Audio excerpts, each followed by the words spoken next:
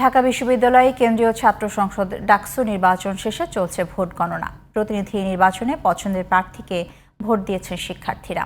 তবে ভোট গ্রহণের শেষ ভাগে এসে কারচুপির পাল্টাপাল্টি অভিযোগ এনেছেন শিবির ও ছাত্রদল সমর্থিত ভিপি প্রার্থীরা। মাহি হাসানের রিপোর্ট, জানাচ্ছেন শাহরিয়ার বাঁধন।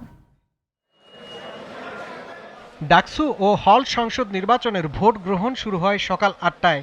উৎসবমুখর পরিবেশে বিকেল ৪টা পর্যন্ত চলে ভোট গ্রহণ।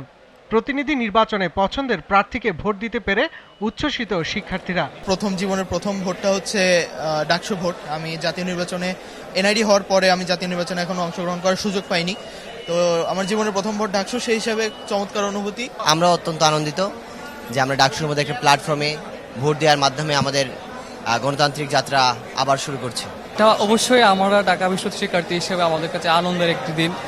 বিশেষ করে আমরা সকালে আজকে ঘুম থেকে উঠছি, আমাদের কাছে ঈদের মতো মনে হয়েছে। তবে শেষ দিকে এসে ভোট কারচুপির পাল্টাপাল্টি অভিযোগ করেন ছাত্রদল ও শিবির সমর্থিত প্যানেলের ভিপি প্রার্থীরা।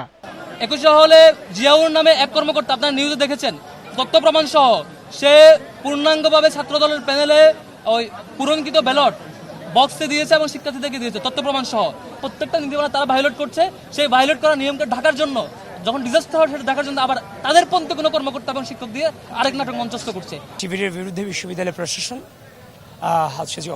প্রমাণ পেয়েছে ভোট কারচুপি, এবং আমি নিজের ওকে হলে গিয়েছি, গিয়ে বিষয়টা তদারকি করেছি। গিয়ে দেখলাম যে আসলেই তারাও সত্যতা স্বীকার করে নিয়েছে। আগে দুটা ভোটার ছিল, আগে এই দুইটা পদে সাদিকিম এবং ফরহাদের এখানে ভোট আছে, ব্যালট এখানে চিহ্ন ছিল। এবং আমি যখন অমর 21 হলে গিয়েছি, একই অভিযোগ পেয়েছি, তারাও সেটা স্বীকার করে নিয়েছে। কিন্তু তারা বলতে পারছে না সেটা কিভাবে হয়েছে।